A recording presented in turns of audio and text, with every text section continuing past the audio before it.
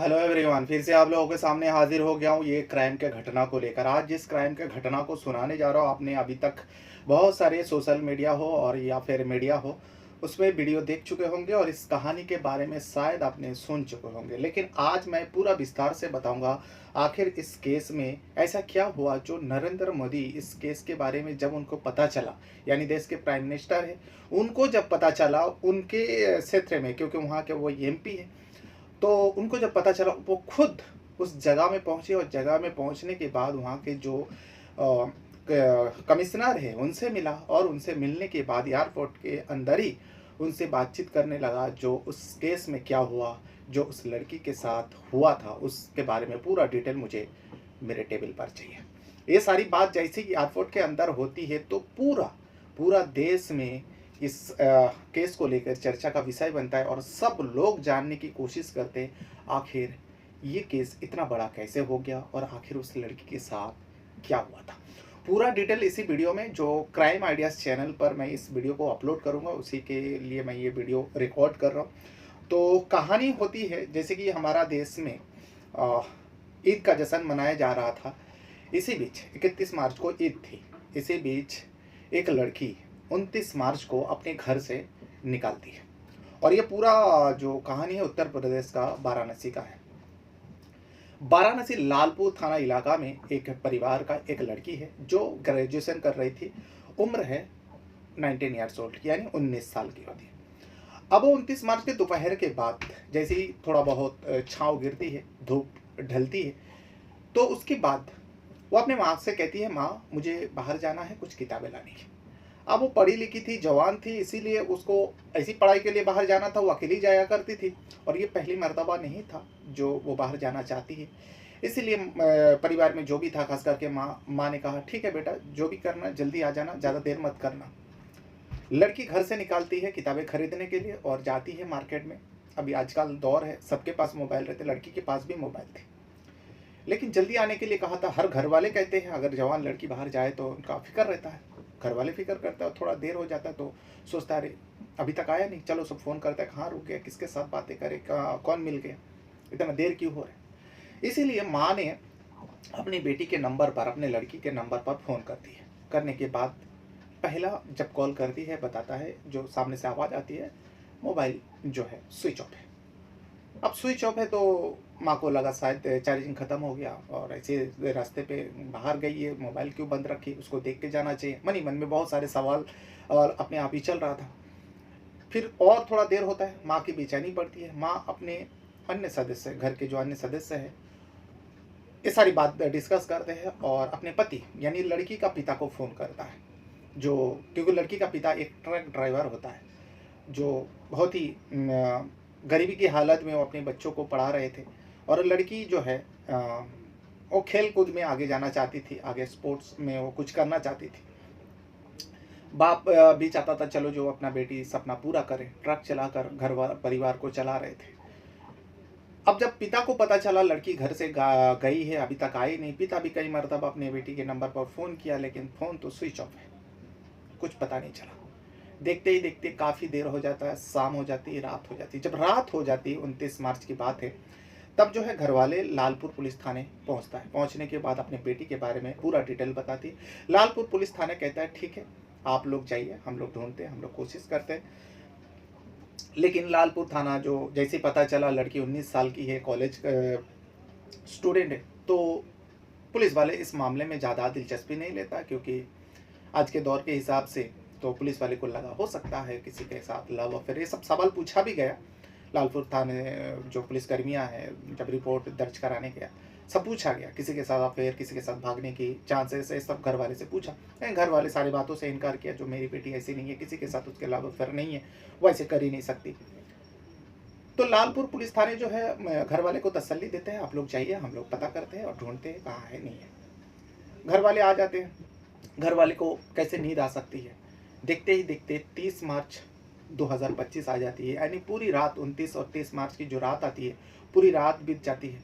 Police वाले तसल्ली तो दिया था लेकिन कुछ भी काम नहीं किया था, बस पन्ने पे वो जो खाली नाम दर्ज एक लिख कर छोड़ दिया था। यहाँ पे 30 मार्च हो जाता है, फिर घर वाले ने पूरा इधर-उधर छानबीन करता है, जो भी दोस्त थे सारे लोगों से पूछा, किसी ने देखा नहीं था उस लड़की को। फिर से पुलिस थाने पहुँचता है। अब पुलिस वाले जो कहते हैं देखिए हम लोग पता कर रहे हैं, जैसे ही कुछ सुराग मिलता है आप लोगों को खबर दिया जाएगा। आप लोग भी अपने से कोशिश कीजिए, पता कीजिए कॉलेज में कौन-कौन दोस्त है, कौन करीबी दोस्त है, हो सकता है उसके साथ हो, उसके घर में हो या उसके साथ कहीं गए हो।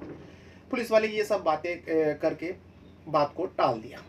अब यहाँ दिन बीतते गया, अभी 31 मार्च को ईद थी, ईद भी चली गई, लेकिन इस दौरान उस लड़की कहाँ थी, उस लड़की के साथ क्या-क्या हो रहा था, ना तो घर वाले को पता चल रहा था और ना ही पुलिस वाले को पता चला। क्यों? पुलिस वाले तो कार्रवाई किया ही नहीं था और पुलिस वाले इस मामले में क्या-क्या गलती किया था और पुलिस वाले का लापरवाही जो है, इसमें साफ-साफ लोगों को दिखाई दिया और सारे लोगों को पता चला जो पुलिस ऐसे मामलों में हाथ धरे बैठे क्यों रहा था। अब देखते ही देखते 4 अप्रैल 2025 आ जाती है, यानी 6 दिन बाद 4 अप्रैल 2025 को जिस दिन पुलिस थाने में एक लड़की मिलती है, वही लड़की जिसके बारे में गुमशुदगी का रिपोर्ट दर्ज था। अब लड़की का मोबाइल से लड़की के घरवाले को फ़ोन किया जाता है। जब लड़की के मोबाइल से घरवाले के पास घंटी बजते, घरवाले के जान में जान आती है, भागते हुए फ़ोन उठाती है और वो जो बातें सामने से हो रहा था पुलिस वाले कर रहे थे लालपुर पुलिस थाने। लालपुर पुलिस थाने का पुलिसकर्मी कहते हैं जो आपकी बेटी मिल गई है, हमारा पुलिस थाने में है, आप लोग आइए और अपनी बेटी को, अपनी लड़की को लेकर जाइए। घर वाले भागे-भागे जाते हैं और जाने के बाद लड़की को हालत को देखकर घर वाले पैर तले ज़मीन खिसक जाता है, क्योंकि लड़की बेसुध थी। एकदम वो ऐसा लगता है ना जो नशे की आदी होती है, चाहे लड़की हो या लड़का हो, जो जिसको बहुत ज़्यादा नशे की लत होती है, जिसको कुछ होश ही नहीं रहता। उस हालत में पुलिस थाने में एक कोने में बैठी हुई थी। पुलिस वाले कहते हैं वो आपका लड़की है, मिल गए, सही सलामत है, आप लोग इसे लेकर जाइए। पुलिस वाले अपना पल्ला झाड़ देते हैं, उस लड़की को घरवाले के हवाले कर देते हैं और घरवाले उस लड़की को लेकर आते हैं। एकदम बेसुध थी, उसको कुछ होश ही नहीं था।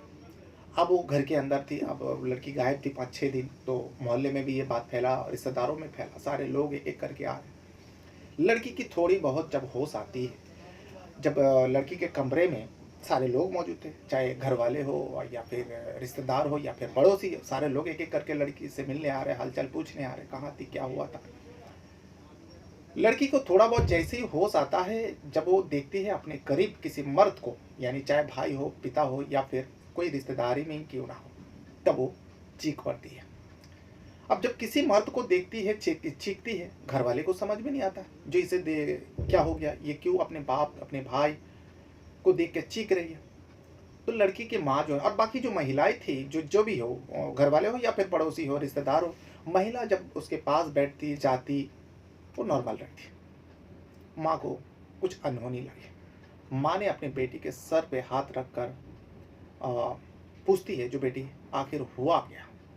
लड़की पूरी तरीके से होश में आ जाती है और ये बयान देती है 6 अप्रैल 2025 को वो अपने माँ को अपने साथ जो कुछ भी हुआ था पूरा डिटेल माँ को बताती है।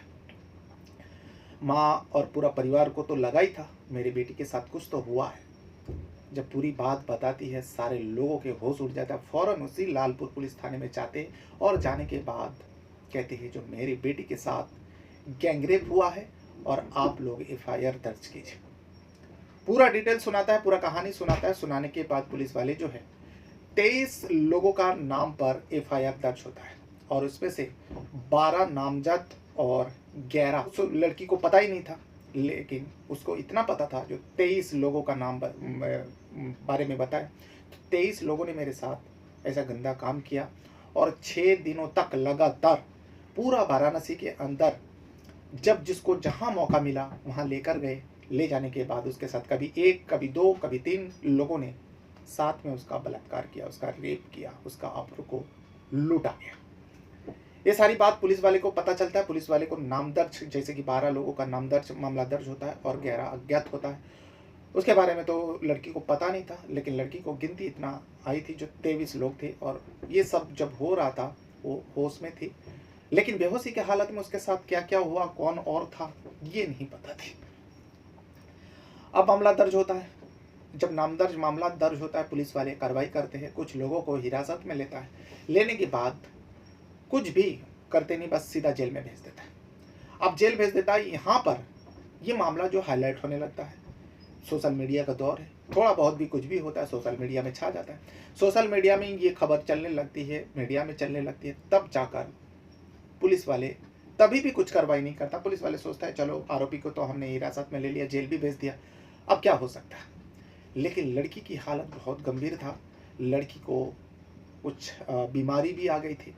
लगातार उसके साथ 6 दिनों तक न जाने कितने हैवानों ने उसके साथ हैवानियत की, जिसके चलते लड़की का दिमाग कमज़ोर हो चुकी थी। अब यहाँ पर यह मामला चल ही रहा था, तभी अचानक 12 अप्रैल 2025 को प्राइम मिनिस्टर नरेंद्र मोदी अपना वाराणसी क्षेत्र में पहुंचते हैं, क्योंकि अक्सर वो दौरा करते रहते हैं। जब वाराणसी पहुंचता है तो वहाँ पर एयरपोर्ट में जो वहाँ पे वाराणसी का पुलिस कमिश्नर है मोहित अग्रवाल से मिलते हैं। जब मोहित अग्रवाल से मिल के बातें करती है एयरपोर्ट के खड़े होकर, तब ये मामला और बहुत ज़्यादा गर्म आता है, क्योंकि ये मीडिया में छाने लगता है जो नरेंद्र मोदी ऐसे तो पुलिस वाले के करीब नहीं आता, अचानक क्या हो गया जो एयरपोर्ट के अंदर मोहित अग्रवाल से इतने टाइम तक बातें कर रहे हैं।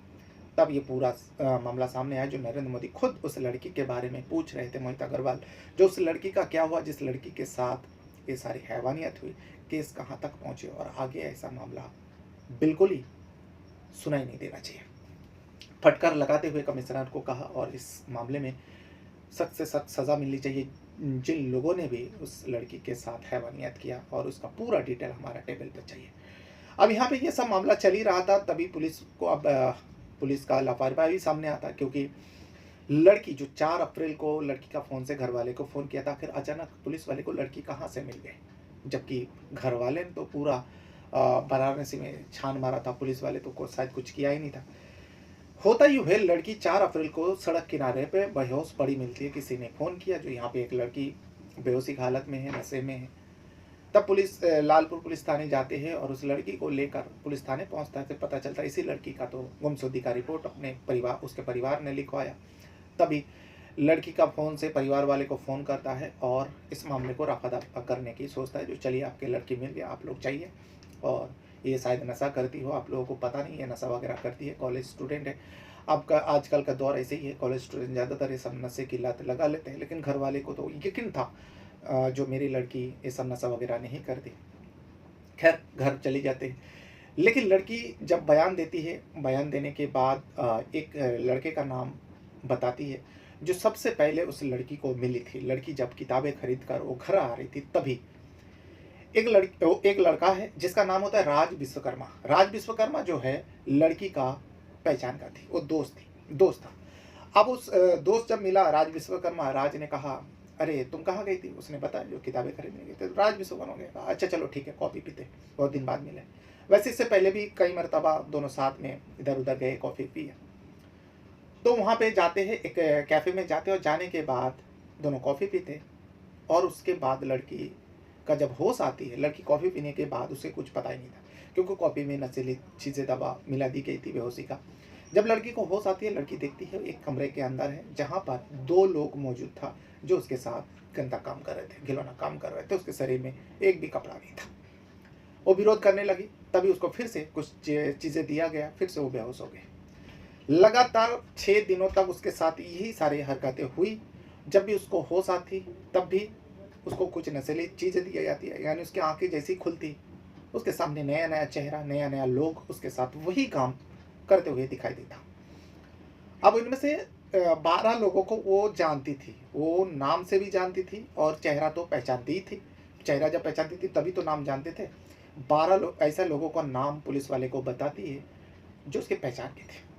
सारे 12 लोगों का नाम दर्ज, मामला दर्ज होता है, और 11 अज्ञात का मामला दर्ज तो होता है, लेकिन पुलिस कार्रवाई करते हुए कुछ लोगों को हिरासत में लेता है। कुछ टेस्ट वगैरह, कुछ डीएनए वगैरह कुछ नहीं कराते, जबकि लड़की के साथ रेप नहीं, गैंग रेप हुआ, और लगातार 6 दिनों तक। तो पुलिस उन लोगों को जेल में भेज देता है, कुछ कार्रवाई नहीं करता, सीधा सिंपल उठाते हैं और अदालत में पेश करते हैं और जेल भेज देता है। लेकिन यहाँ पर मामला जब गर्माता है, तब इस मामले का धीरे धीरे खुलासा होता है। आखिर राज विश्वकर्मा कहाँ पर लेकर गया था, और राज विश्वकर्मा के साथ-साथ कौन-कौन था। तो एक नई कहानी सामने आती है। राज विश्वकर्मा एक व्यक्ति से कुछ पैसा उधार लिया था और उस व्यक्ति का नाम होता है अनमोल गुप्ता। अनमोल गुप्ता जो है वाराणसी में एक सेक्स रैकेट चलाता है। इसके बारे में किसी को नहीं पता था। इससे पहले वो इस मामले में कुछ दिनों के लिए जेल भी गया था। जो पुलिस वाले को पता था अनमोल गुप्ता के बारे में। अब अनमोल गुप्ता बाहर आते हैं जो काम को वो आगे बढ़ा रहा था। हाई प्रोफाइल लोगों से भी उसका कांटेक्ट था। अनमोल गुप्ता एक गरीब परिवार का लड़का होता है। पहले चाउमीन का ठेला लगाता था वाराणसी के अंदर। बस ठेला लगाते लगाते वो दिन ब दिन तरक्की करते करते फिर वो एक कैफ़े खुलता है जहाँ पे चाउमीन वगैरह मिलता है। फिर धीरे धीरे और आगे बढ़ता है। कभी मॉलों में उसका शॉप होती है, लेकिन चाउमीन शॉप के अंदर उसका बहुत सी चीज़ें होती हैं। अब वो धीरे धीरे और आगे बढ़ता है। आगे बढ़ने के बाद जैसे कि राज विश्वकर्मा उसका दोस्त होता है, राज विश्वकर्मा उससे कुछ पैसा उधार लेता है। अब अनमोल गुप्ता के पास पैसा की कमी नहीं था, उसे उधार देता था, लेकिन पैसा तो पैसा होता है, चाहे दोस्त ले भाई ले, उसको तो चुकाना ही पड़ता है। जब अनमोल गुप्ता राज विश्वकर्मा से पैसा मांगता है, डिमांड करता है, जो भाई मेरा पैसा लौटा दे, राज विश्वकर्मा के पास पैसा नहीं होता। तब अनमोल गुप्ता कहता है ठीक है, अगर तेरे पास पैसा नहीं है तो एक काम कर, मेरे लिए काम करना पड़ेगा। तो अपने किसी दोस्त को, किसी लड़की दोस्त को मेरे कैफ़े में लेके आ और उसका हम वीडियो उतारेंगे, उसके फोटोग्राफी उतारेंगे और उसके बाद तेरा पैसा चुकाना नहीं पड़ेगा, समझ ले वो तेरा काम होगा। अब राज विश्वकर्मा को ये ऑफ़र दिया। अब वो कहता तो क्या करता। राज विश्वकर्मा इस काम को करने के लिए जो लड़की है उसे मिलती है और उसे उसी कैफ़े में ले जाता है और नशीली दवा देता है। फिर उसके साथ राज विश्वकर्मा खुद गंदा काम करता है, बेहोशी का दवा देता है। फिर 2 लड़का और आता है और ये सारी फिल्म उतारा गया। अनमोल गुप्ता का यही काम होता है, नशा दिया जाता है लोगों को।